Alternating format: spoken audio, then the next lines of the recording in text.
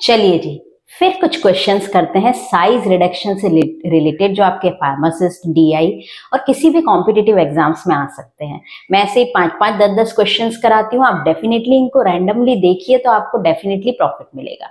Size reduction का मतलब क्या होता है? लार्ज पार्टिकल्स को छोटे पार्टिकल्स में तोड़ना, और उसके बहुत सारे मेथड्स होते हैं, अलग अलग मिल होती है, ठीक है ना। तो इसमें अपन ने इसके पहले वाले वीडियो में मिल कवर कर लिए बाकी की। अब अपन इसमें से कौन सी मिल्स हैं और उसमें से कौन से क्वेश्चंस बैठ सकते हैं ये और देखते हैं, राइट। और इसके पहले वाली मिल में आपको आई बटन पे क्लिक करके देखिएगा, पहले वाला वीडियो भी आपको मिल जाएगा, राइट।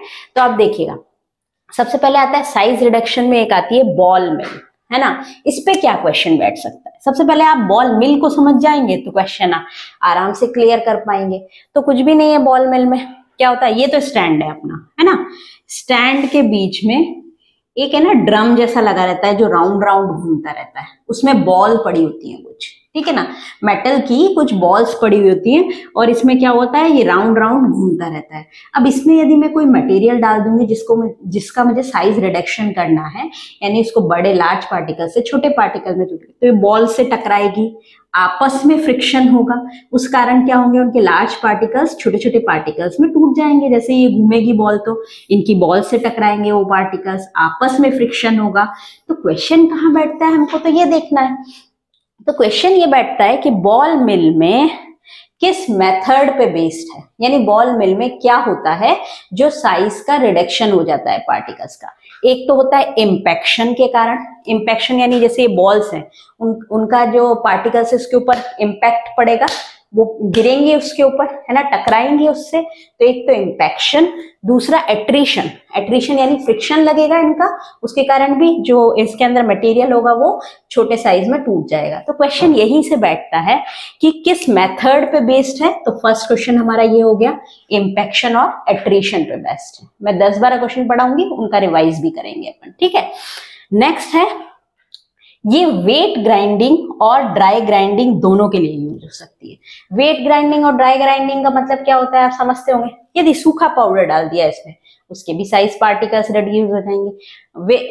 वो तो हो गई अपनी ड्राई ग्राइंडिंग। वेट ग्राइंडिंग क्या हो गई अपनी, ठीक है। वेट ग्राइंडिंग का मतलब होता है यदि कोई गीला, जैसे मान लीजिए सीमेंट होता है ना, सीमेंट आपने कभी देखा होगा जब मकान बनते हैं तो ऐसे ऐसे ऐसे मिक्सचर मिलता है, ऐसे वो स्लरी टाइप जो होता है वो वेट ग्राइंडिंग हो गई। जैसे हमारा पेस्ट है ना, टूथपेस्ट है ना, फार्मास्यूटिक्स में यदि देखें उसको अपन कैसे पिस्टल मोटर में, पिस्टल मोटर तो जानते हैं आपने, प्रैक्टिकल में पड़ी हुई होती है, रखी हुई होती है ना, उसमें बनाते हैं अच्छे से ट्राइचुरेट करके, है ना।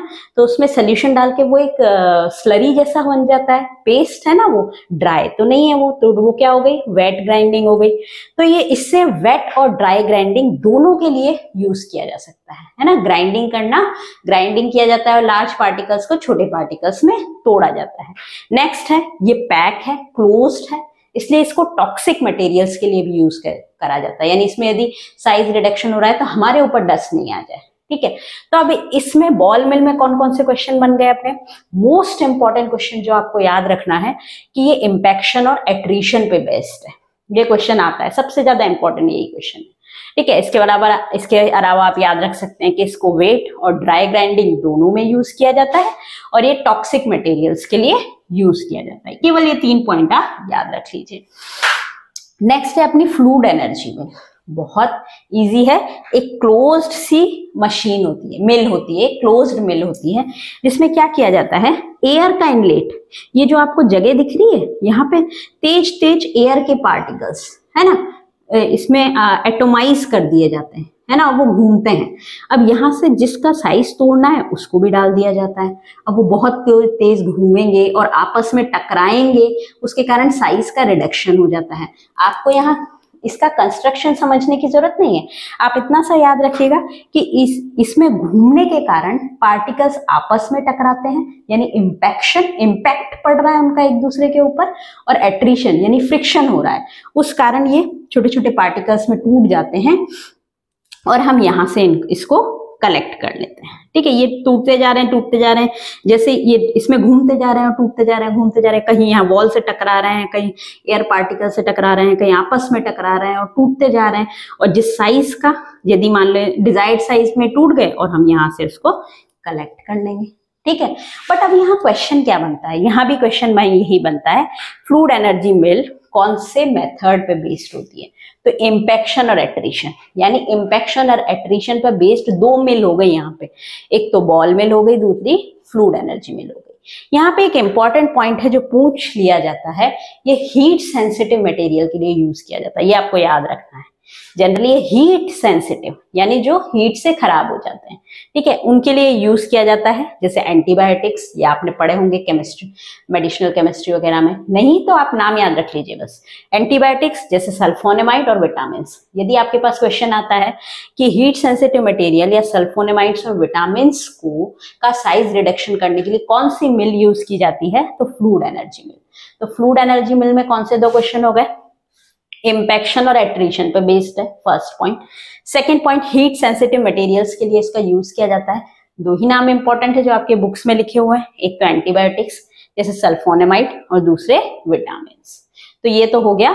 और दूसरी चीज क्या है, ये क्लोज्ड मिल होती है, तो इसमें कहीं से भी बाहर से कोई कॉन्टामिनेशन नहीं होता है इसमें, ये याद रखिएगा। अब विटामिन और एंटीबायोटिक्स वगैरह में इसमें कॉन्टामिनेशन नहीं होना चाहिए, तो बाहर से कहीं ओपन ही नहीं है, क्लोज है मिल, यानी बाहर से कोई कंटामिनेशन हो ही नहीं सकता इसमें। तो ये आपके कितने क्वेश्चन हो गए, 1 2 3 4 और 5 क्वेश्चन। ठीक है, फिफ्थ एक छोटा सा है, कभी आ जाता है कभी नहीं भी आता, कोई कंपलसरी नहीं है, बट मैं आपको बता देती हूँ। एक होती है एज रनर मिल। एज रनर मिल क्या होती है, कुछ नहीं, इसमें दो टायर हैं, ये एक शाफ्ट है, बीच में दो टायर हैं, टायर जैसे हैं, बहुत हैवी होते हैं ये, और इसको मटेरियल के ऊपर ऐसे चलाया जाता है ना। मान लीजिए दो टायर है, बीच में एक शाफ्ट है, उसको मटेरियल के ऊपर तोड़ने के लिए ऐसे चलाया जाता है। बस इतना सा याद रख लीजिए कि ये बेस्ड किस पे होती है, क्रशिंग और शेयरिंग। शेयर यानी इसको दबा रहा है, क्रश कर रहा है, इसको तरीके से तोड़ रहा है इसको। तो बस आपको इतना सा याद रखना है कि एज रनर मिल कौन से मेथड पे बेस्ड है, क्रशिंग और शेयरिंग। ठीक है, तो यहाँ हमारे कितने सारे क्वेश्चन कवर हुए आप देखिए। फर्स्ट क्वेश्चन, बॉल मिल और फ्लूइड एनर्जी मिल दोनों किस मेथड पे बेस है, बहुत इंपॉर्टेंट है, इम्पैक्शन और एट्रिशन, दोनों की दोनों। ठीक है, सेकंड, जो बॉल मिल है वो वेट और ड्राई ग्राइंडिंग दोनों में यूज हो सकती है, और ये टॉक्सिक मटेरियल्स के लिए यूज होती है। फ्लूइड एनर्जी मिल में एक मोस्ट इंपॉर्टेंट पॉइंट आपको याद रखना है कि हीट सेंसिटिव मटेरियल्स के लिए यूज होती है, लाइक एंटीबायोटिक्स और विटामिन। एज रनर मिल में अपने को ज्यादा नहीं याद रखना है, सिर्फ ये क्रशिंग और शेयरिंग फोर्स पे डिपेंडेंट है। तो आप ये पढ़िए, इनमें से कोई भी क्वेश्चन आपको बैठ सकता है। ऐसे 5-5 10-10 मिनट के मैं वीडियोस बनाऊंगी। साइज रिडक्शन लगभग कंप्लीट हो गया, एक लेविगेशन और साइड एक्सट्रूशन, 2 पॉइंट और हैं, वो मैं आपको और बताऊंगी अगले वीडियो में। Thank you so much for watching this video.